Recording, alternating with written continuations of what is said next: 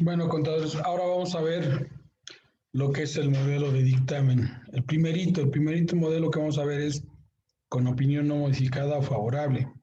¿Qué quiere decir? Este es el el dictamen ideal. Me contrata un cliente, le reviso estados financieros y me doy cuenta que no tiene ningún error, ¿no? O sea, sus estados financieros están bien, no hay salvedades y entonces emito una opinión no modificada o favorable, ¿sí? Entonces, ese es el dictamen ideal. Es muy difícil que se dé en la vida real, no descartamos que sí, pero es muy difícil. ¿Y qué debe de abarcar ese dictamen, modelo de dictamen? Ese no quiere decir que así deba de ser, así se debe de redactar. Vamos a ver en la práctica que estamos haciendo de FEMSA, que nada que ver, pero digo, se apega a una realidad. Bueno, primero las circunstancias. Dice que este dictamen se refiere a una auditoría que se hizo a un conjunto de estados financieros, ¿sí? Un grupo de estados financieros, que los estados financieros fueron preparados por la dirección de la entidad auditada con base a las NIFs, quiere decir que la persona que me contrató ya a revisar sus estados financieros, ellos lo elaboraron y se supone que ya aplicaron las normas de información financiera. Por ahí debe de existir el encargo de auditoría, o sea, el contrato de que me solicitaron mis servicios y que tenemos otras responsabilidades, ¿no? Aparte de emitir una opinión, bueno, por ahí tenemos otras responsabilidades, como entregarles una carta de sugerencias, una carta de hallazgos, todo lo más importante que haya ocurrido en su dictamen, ¿sí?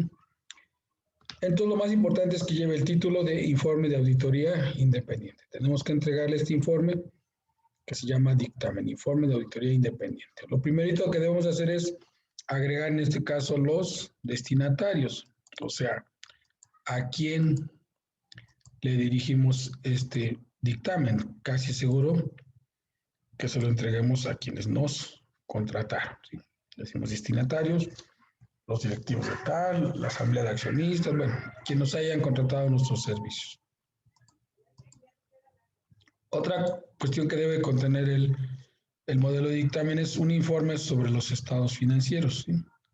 ¿Qué es esto? Que los hemos auditado, el nombre de la entidad que estamos o que auditamos, cuáles fueron esos estados financieros que auditamos, de qué periodo y algo muy importante, siempre debemos mencionar las políticas contables significativas, todas las políticas contables que utilizó el cliente para elaborar estados financieros y alguna otra información que sea necesaria. Eso es lo que incluiríamos en el informe sobre los estados financieros, que los hemos auditado y mención de la empresa.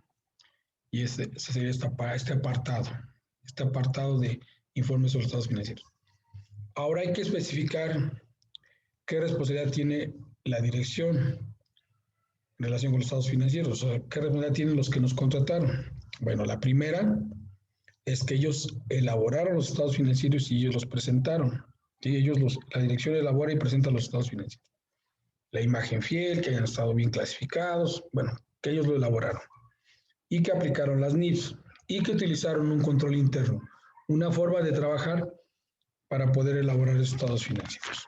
Y la misión es que nosotros detectemos que no tengan errores o incorrecciones debidas a fraude o error, ¿sí? Fraude, complicidad y error que lo hayan hecho de manera involuntaria, ¿sí?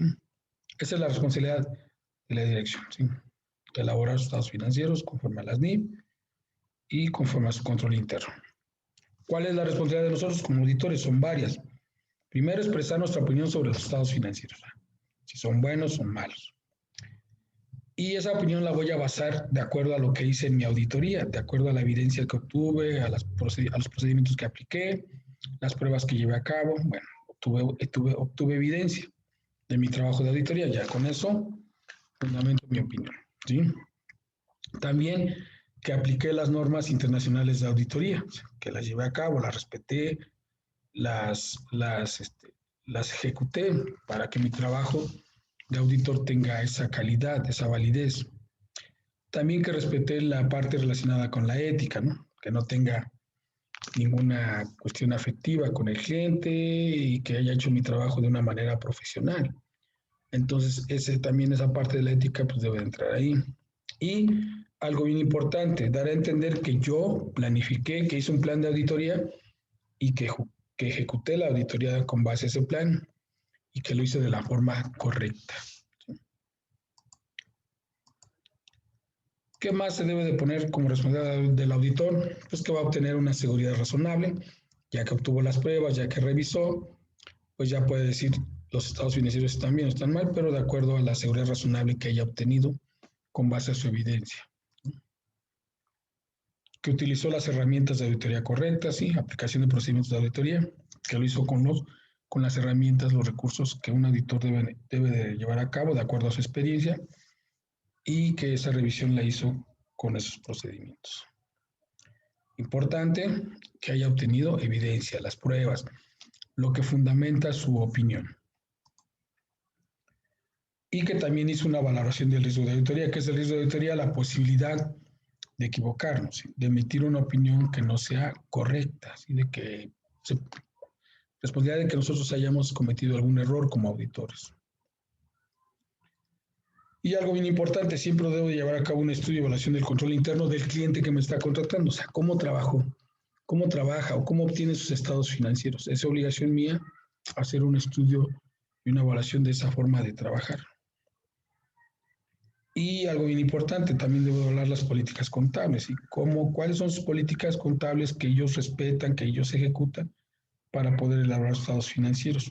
Y también algo bien importante, como algunas operaciones se basan en estimaciones contables, debo de ver que esas estimaciones las hayan aplicado de la forma correcta y de acuerdo a los porcentajes o mecanismos que tienen para hacer esas estimaciones, también las debo de evaluar. Y también debo de ver que los estados financieros los hayan presentado de la manera correcta, que estén bien hechos, que estén bien elaborados, que presenten la imagen fiel, que estén bien clasificados. Eso también lo debo de hacer, evaluar. Es parte de mi responsabilidad. Y eso lo reflejo en el dictamen. Recuerden que estamos viendo cuáles son las responsabilidades que yo tengo en el dictamen.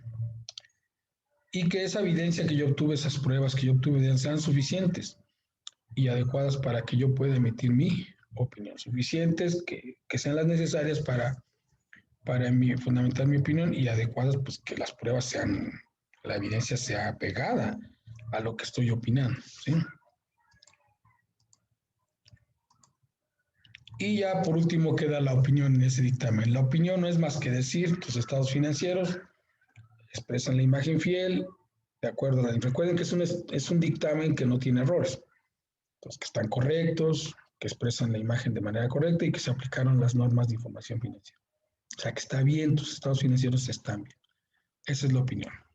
Por último, si por ahí requieren de otra información, por cuestiones legales o reglamentarias, pues bueno, tengo que entregar esa información. Hay cuestiones legales que nos obligan a entregar más información sobre este dictamen. En este caso, en este dictamen no lo hay.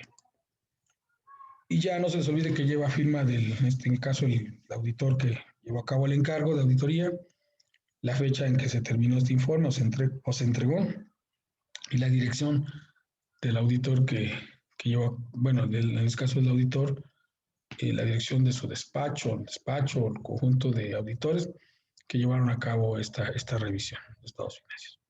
Pues esto es lo que contiene un dictamen de modelo de opinión no modificada o favorable, cuando no hay ningún margen de error. Este es el que les va a servir de base, contadores, para poder comparar los que siguen, los que vienen, los que sí tienen salvedades, los que están en forma negativa o cuando se abstiene uno de opinar. Vamos a ir conociendo esos cambios. Pero ese sería el modelo de dictamen, el adecuado. No quiere decir que sea así, pero muy parecido. Les menciono, como les dije al principio, está viendo el caso de FEMSA, entonces ahí van a poderse dar cuenta de cuáles son los criterios que se están respetando en ese dictamen y que ustedes conozcan su aplicación. Eso sería todo, contadores. Que tengan buen día. Cuídense mucho.